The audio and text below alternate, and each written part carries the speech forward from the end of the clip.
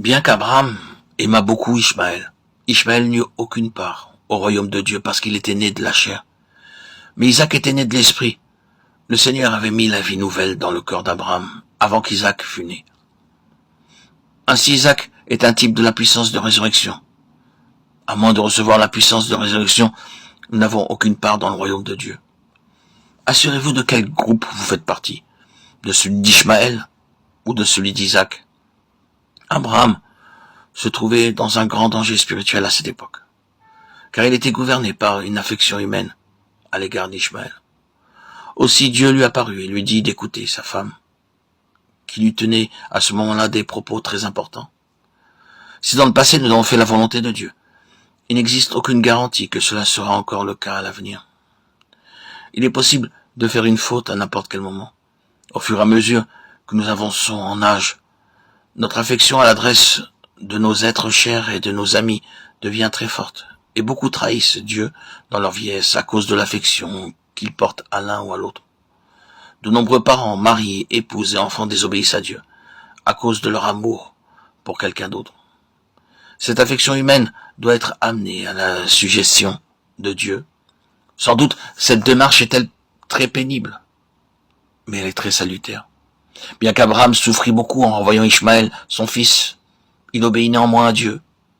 L'Éternel ne lui serait pas apparu s'il ne lui avait obéi. Il est souvent très pénible d'obéir à la parole de Dieu et à ses commandements. Mais Abraham était sensible aux reproches de Dieu. Le but pour lequel Dieu apparut à Abraham dans Genèse 21 doit nous montrer comment nous devons être toujours dirigés par l'esprit et jamais par la chair.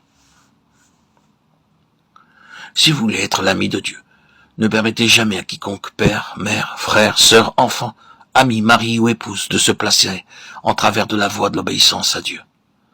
De façon subtile, l'ennemi amènera ces objets de votre affection devant vous, et parfois, les seuls pleurs de l'un d'entre eux vous empêcheront d'accomplir la volonté de Dieu.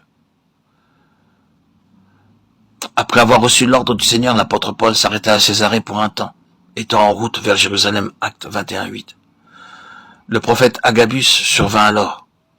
Il prit la ceinture de Paul, se lia les pieds et les mains et dit « Voici ce que déclare le Saint-Esprit. L'homme à qui appartient cette ceinture, les Juifs le lieront de la même manière à Jérusalem et le livreront entre les mains des païens. » Actes 21:11. Lorsque les amis de Paul entendirent ces paroles, ils se mirent à pleurer. Ils étaient nés de nouveau, c'étaient de braves gens et des amis intimes de Paul, mais quand ils entendirent la façon dont Paul allait être traité, ils se mirent à pleurer et le prièrent de ne pas partir. Paul répondit « Que faites-vous en pleurant et en me brisant le cœur? Je suis prêt non seulement à être lié, mais encore à mourir à Jérusalem, pour le nom du Seigneur Jésus. » Actes 21:13. Paul avait clairement entendu l'ordre de Dieu, et il était certain de sa volonté. Aussi, quand ses amis le supplièrent avec larmes et essayèrent de l'empêcher de partir, il demeura ferme. Beaucoup d'entre nous ne sont pas aussi forts. Nous autorisons les larmes des autres à nous empêcher de faire la volonté de Dieu.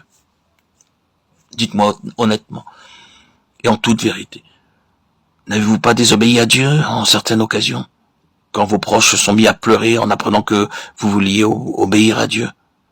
C'est la raison pour laquelle nombreux sont ceux qui n'ont pas donné suite à l'appel de Dieu pour le service. De même, beaucoup ont refusé d'aller quand Dieu leur demandait de se rendre quelque part. D'aucuns ont refusé de se faire baptiser, d'autres